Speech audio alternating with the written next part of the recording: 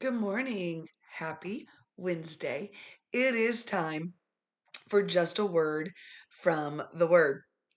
Our passage this morning comes from the book of 1 Samuel, chapter 17, verse 47, and I'm reading from the King James Version. Here's what it says.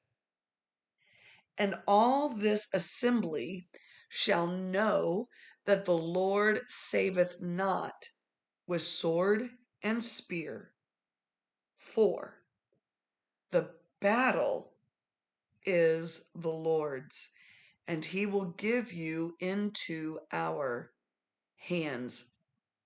Young David, just a kid, teenager, goes out. He is sent out to the battle from his dad to bear food to see how his brothers were doing in the battle. And David notices this Philistine, however you want to say it. He notices Goliath coming out and defying the God of Israel. And David goes through a whole lot of rigmarole, but he ends up on the battlefield getting ready to fight Goliath. And this is pretty much how he ends his speech. You can do what you want.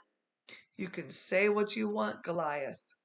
But know this, that the Lord does not need swords. He doesn't need spears.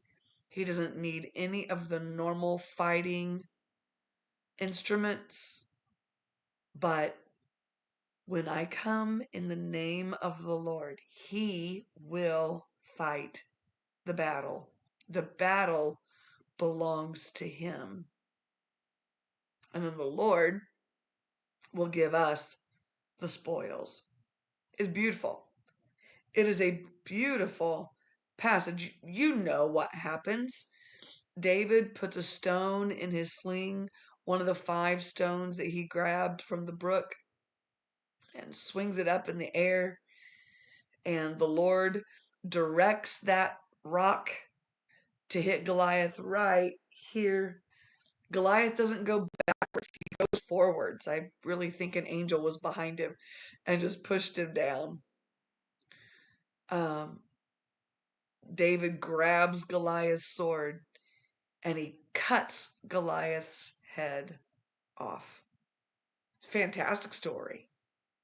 When I taught Sunday school, my Sunday school kids loved that story. Of course, I had all boys. They loved stuff like that. And that's a great story. But it's the principle of the story that is our word from the Word this morning. How many times do you and I prepare to go to battle against whomever, whatever situation in our lives that we think that we need to fight, that we're big and bad and we can handle it? Um, this morning's just a word from the Word is a reminder to you. 2 things, actually. We don't wrestle against flesh and blood. So real fights, real battles are not the ones with other people, though we tend to make it that way. Because we're human, and that's what we see. But we wrestle not against flesh and blood, but against principalities, against powers, against rulers of the darkness of this present world, against spiritual wickedness. That's where the real battle is. It's a spiritual battle. Even some, not all, even some of the stuff that we see in our country, some of it, not all of it, because Some of it's just plain old human pride. Some of it is truly spiritual battle. We've got to know where the battle really is. And the second part of that is the passage that we read this morning.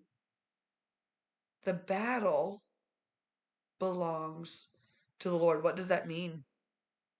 It means that whatever battle comes our way spiritually, though we may pray and fast and intercede,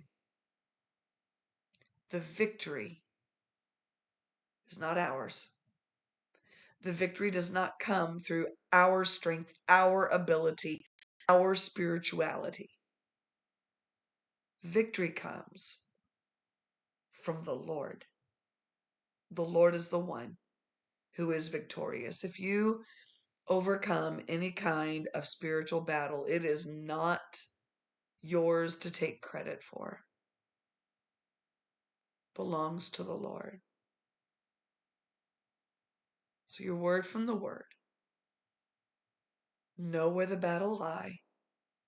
Spiritual. 2, pray, fast, intercede, dig into the word, understand what thus saith the Lord.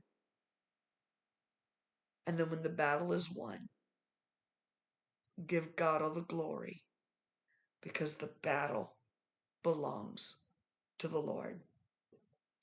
This has been just a word from the word. God bless you. Have a beautiful day.